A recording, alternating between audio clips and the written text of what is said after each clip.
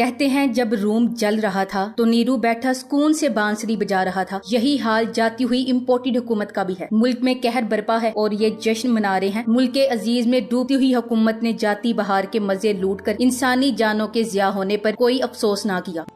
Joker वजीर आजम ठुमका लगाते लगाते रह गया। शहबाज का तोहफा अवाम के लिए। गमजदों के जख्मों पर नाच नाच कर मरहम रखने का नया तरीका दरियाफ्त हुआ है। वैसे बुढ़ापे की वजह से ठुमका लगाने में अगर आप नाकाम हुए तो हमें मरियम का रक्स ही दिखा दें। शहबाज साहब 40 पाकिस्तानी ट्रेन हादसे में मर गए, सैकड़ों जख्मी पड़े हुए हैं। इन्हें छोड़कर वजीर आजम शहबाज जलसा कर रहा है। घटिया और बेहिस का रक्स चेक करें। ये उन लाशों पर डांस कर रहे हैं जो रेल हादसे में मरे या जख्मी हुए हैं। अवाम अब भी फैसले का वक्त है। वतन से प्यार करने वालों की इज्जत करो और रब की गुलामी करो, ना कि इन इबलीसों की। क्या ख्वाजा साद रफीक साहब ने नाचते ठुमके लगाते वजीर आजम को ये नहीं बताया कि आज 50 से ज्यादा पाकिस्तानी ट्रेन हादसे में अपनी जानें गवा बैठे हैं। हादसे के फौरन बाद वजीर आजम पाकिस्तान डांस पेश करके जश्न मना रहे थे। बेहिस लोगों का पाकिस्तान। मुल्क लूटने वाले डाकू को किसी की जान की कोई परवाह नहीं। परवाह होती तो आज लोग भूख से ना मारे होते, क्योंकि अवाम का पैसा तो तुम जहाजों में भर भर बार्सिलोना ले गए हो। जब मुल्क पर करप्ट टोले का राज हो तो अवाम का किसने सोचना। ये वजीर आजम किसी गंदी नस्ल का है जो नाच रहा है, खुशियां मना रहा है। गरीब अवाम मार रही है। रेल हादसे में लाशें बगैर कफन के टुकड़ों में पड़ी हुई। रेस्क्यू दावों के बरक्स बर वक्त शुरू नहीं हुआ और हमारा मिरासी और फकीर आजम स्टेज पर खड़ा होकर नाच रहा है। इस बेशरम को क्या फर्क पड़ता है। नवाब शाह में हजारा एक्सप्रेस रेल हादसे के तकरीबन 18 घंटे बाद ट्रेन गाड़ियां चलने के काबिल हो सका। ये 21वीं सदी का पाकिस्तान है। दूसरी तरफ अवाम को बेवकूफ बनाने के लिए नित नए मंसूबों का संगे बुनियाद रखा जा रहा है। रेल का एक और हादसा दर्जनों जाने ले गया। क्या इस मुल्क में रेलवे के हादसात पर काबू पाने का कोई मौसर मैकेनिज्म नहीं बन सकता। आम लोग अब तक अपने प्यारों की लाशें उठाते रहेंगे। अब वक्त है कि खोखली इंक्वायरी की जाए, जिम्मेदारों को कटहरे में लाया जाए और हादसात में कमी पर अमली काम किया जाए। चेयरमैन पीटीआई की गिरफ्तारी के बाद मुमकिना एहतजाज रोकने के लिए डिप्टी कमिश्नर कसूर ने कसूर जिले में दफा 144 का इतलाक 7 दिन के लिए किया। दफा 144 नफाज के दौरान ही वजीर आजम शहबाज शरीफ ने अतवार को कसूर के शहर खुडिया में मलिक अहमद खान की दावत पर जलसा आम से खिताब कर डाला। साथ ठुमके लगाने की नाकाम कोशिश भी की। दफा 144 सिर्फ पीटीआई के लिए था, बाकियों के लिए तो मुकम्मल सहूलतकारी है। पाकिस्तान एक मुल्क की बजाय कुछ लोगों की जाती चिरागाह का मंजर पेश कर रहा है। खस्ता हाल पार्लियामेंट से ये कानून भी पास करवा लेना चाहिए कि पूरे पाकिस्तान में दफा 144 का नफाज सिर्फ पीटीआई के लिए होगा। काश अवाम में इतना शौर होता तो क्या ऐसी सूरत हाल होती। पिशावर का जो नतीजा सामने आया, इससे खान पर कांटा लगाने वालों की आंखें तो खुली होंगी। बदतरीन जबर के माहौल में अवाम बिलखसूस खवातीन आज वोट डालने निकली। टिकट जिस बंदे को दिया था वो आम वर्कर है, कोई सियासी बैकग्राउंड नहीं। बस साबित हुआ कि टिकट खंबे को भी दी गई तो अवाम वोट उसे ही डालेंगे। जबर की फिजा में इलेक्शन हुए और इमरान खान की गिरफ्तारी के बाद ये पहला इम्तिहान था। परवेज खटक के अरमानों को तीरी लगा दी अहले पिशावर ने, मगर पहले डीजल छिड़का। वातु इज्जो मंतशा वातु जिल्लु मंतशा। इमरान खान को माइनस करने की सोच रखने वालों को पाकिस्तान ने वोट की ताकत से मथुरा इलेक्शन में माइनस कर दिया। पीडीएम मफाद परस्त टोला है, क्योंकि इनको अवाम की कोई फिक्र नहीं। कौम इमरान खान के साथ खड़ी है। चोर करप्ट जालिम मफरूर नामंजूर नामंजूर। शोबाज डीजल नानी मगरूर नामंजूर नामंजूर। बिल्लो के ठुमके नामंजूर। मकबूल के दिलासे नामंजूर। जद्दारी के चमचे नामंजूर नामंजूर नामंजूर। चीख रही है अब जमूर। लिफाफा साहबी कहते हैं कि अवाम इमरान खान की गिरफ्तारी की मुजम्मत क्यों कर रही है और नवाज शरीफ की गिरफ्तारी की मुजम्मत क्यों न की। आप अवाम से सवाल करने से पहले जरा अपना जवाब दें। नवाज शरीफ की तकरीर टीवी पर नशर करने पर पाबंदी लगी तो नून लीग के कुछ सीनियर रहनुमाओं ने कुछ साथी सहाफियों को बुलाया। अगले ही हफ्ते कुछ नून लीगी सहाफी नवाज शरीफ की तकरीर पर पाबंदी हटवाने की दरखास्त लेकर अदालत पहुंच गए, जबकि यहाँ इमरान खान का नाम तक लेने और चेहरा दिखाने पर पाबंदी लग गई। लेकिन इनमें से एक सहाफी ने भी अदालत दरखास्त ले जाना तो दूर की बात मुजम्मत तक ना की। नवाज शरीफ से अदालत रसीदें मांगती रही। मियाँ साहब जाली कतरी खत, जाली कैलबरी फॉन्ट की इजाद और जाली ट्रस्ट डीड के लतीफे सुनाते रहे और मियाँ साहब के पसंदीदा सहाफी रसीदें ना देने की फजीलत पर रोशनी डालते रहे। लेकिन अवाम ने इनकी ऐसी की तैसी कर दी। अब इमरान खान केस जो बिल्कुल सीधा सीधा है, खान के वकील के दलाइल सुने बगैर ही जज साहब फैसले में लिख देते हैं कि वकील नहीं आया, जबकि बकौल इंतजार पंजूता साहब वकील ख्वाजा हारी साहब अभी दलाइल दे रहे थे। ऊपर से ये केस है ही जायद अलमियाद, जो कि इसी बुनियाद पर कानून की दुनिया में खत्म हो जाता है। दिलचस्प नुक्ता ये कि मुखालिफ वकील और अदालत ने भी तस्लीम कर लिया कि तोशा खाना से घड़ी पैसे देकर खरीदी गई। बस तोशा खाना का लफ्ज नहीं लिखा। इमरान खान ने कहा कि मेरे टैक्स कंसल्टेंट को अदालत बुलाकर पूछ लें, इसने मेरा टैक्स गोशवारा फिल किया था। था। इससे पूछ लेते हैं इसकी तफसील। लेकिन अदालत ने इमरान खान की ये दरखास्त मुस्तरद कर दी। खान ने ये फैसला इस्लामाबाद हाई कोर्ट में चैलेंज किया। अभी इस पर फैसला अगले हफ्ते हाई कोर्ट में आना था और ये भी कि ये जज साहब केस सुन सकते हैं या नहीं। इससे पहले ही जल्दी से जज हुमायूं दिलावर ने इमरान खान को सजा दी। कौमी लुटेरे माफियाज ने सिर्फ अवाम को ये दिखाने के लिए इमरान खान को सजा दिलवाई है ताकि अवाम को दिखा सके हम चोर लुटेरे हैं। तो क्या हुआ, इमरान खान भी हम जैसा ही है। इन लुटेरों पर तरस आता है। इनको अभी भी पता नहीं चलता कि अवाम इनकी असलियत जान चुकी है, अब इनके धोखे में नहीं आएगी। इस वक्त इक्तिदार के ईवानों में एक लर्जिश और खौफ पाया जाता है कि अगले 24 से 36 घंटों में अवाम इमरान खान की रिहाई का मुतालबा लेकर सड़कों पर आ सकते हैं। पुलिस और सिक्योरिटी इदारों को हाई अलर्ट रहने को कहा गया है। साथ ही साथ कुछ लोग बाहर की दुनिया की टोल लगाकर बैठे हैं कि कहीं से मुजम्मती ना आ जाए। चंद दिनों की मेहमान पीडीएम की टांगें कांप रही हैं। इन ताजरों के और वडेरों के हाथ में सौंपा गया है